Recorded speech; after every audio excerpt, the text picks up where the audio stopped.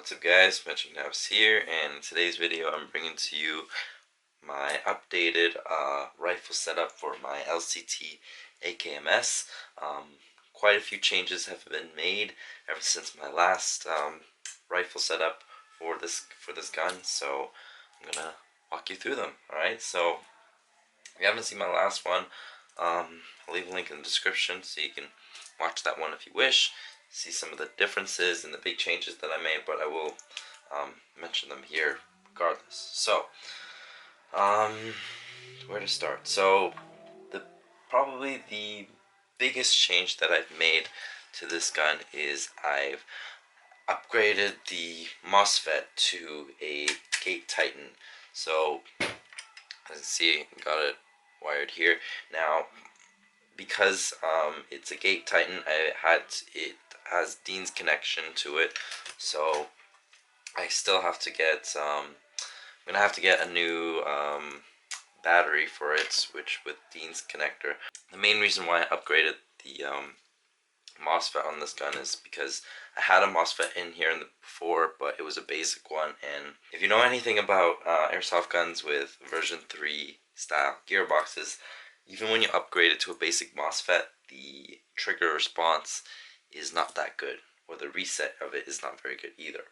So I found out the best way to make it as close as possible to a version 2 gearbox trigger with a MOSFET like it is on my VFC M4.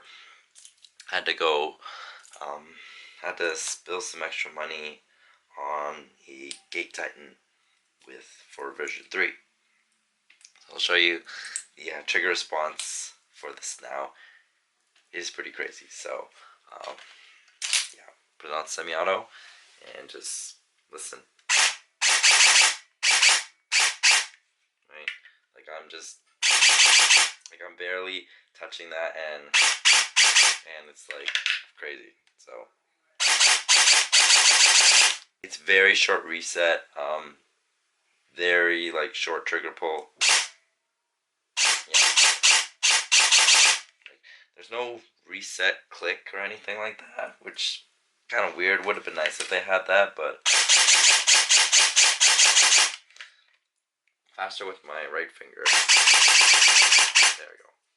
And full auto. As you can see, really fast. Just the way I want it. It would have been nice though if I could have the, the brake a little bit further back. That way I wouldn't have to, find the reset as much. You know what I mean? Because there's more margin of error for me to what's the word? Like kind of like short stroke it. But it's a very small problem. I'm just glad I can get some much faster follow-up shots now when I'm shooting semi-auto on this. Like it's great.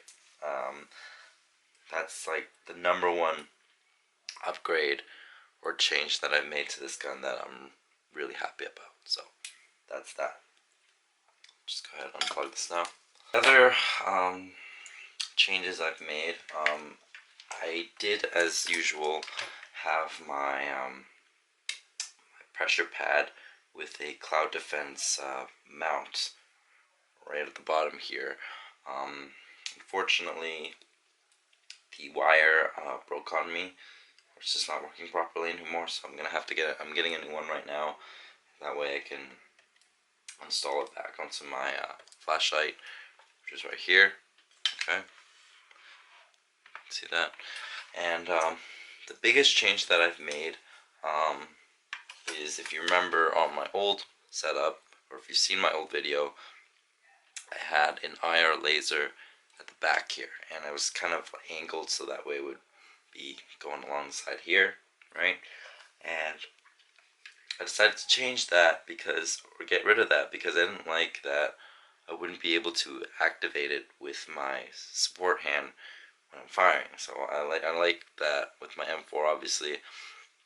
When I'm doing thumb over bore, I can use my thumb to activate my pressure switch to turn on the flashlight or my IR laser on my PEC, and I decided to get a PEC for my AK now. And not just any PEC, this is the Watson PEC 15.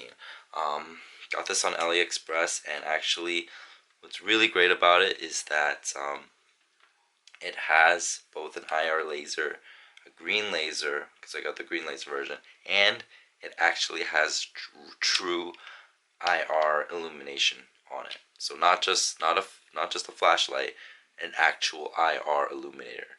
So I'll kind of briefly show you even. So you got, if I can show you, got green laser for strobe. You have, let's see, oops, you got constant on for the green laser. And now, this one, I believe, so it's going to be both green laser and IR illumination. So see, you know it's an IR light because it's shining purple right now. I see it as red, but you'll see it as purple on the camera here. Next one, just the IR illuminator,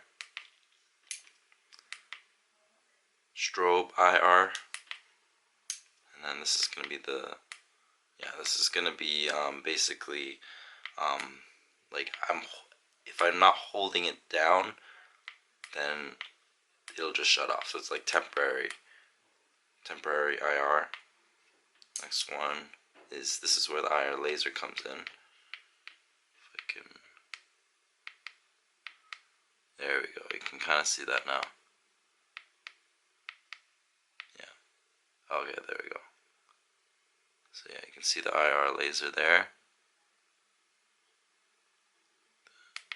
And the last one, IR laser and the IR illuminator together.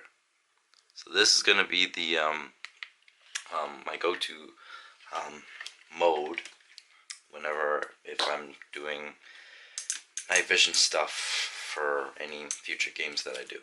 Everything else, if you've watched my previous video already, or if you haven't, check it out.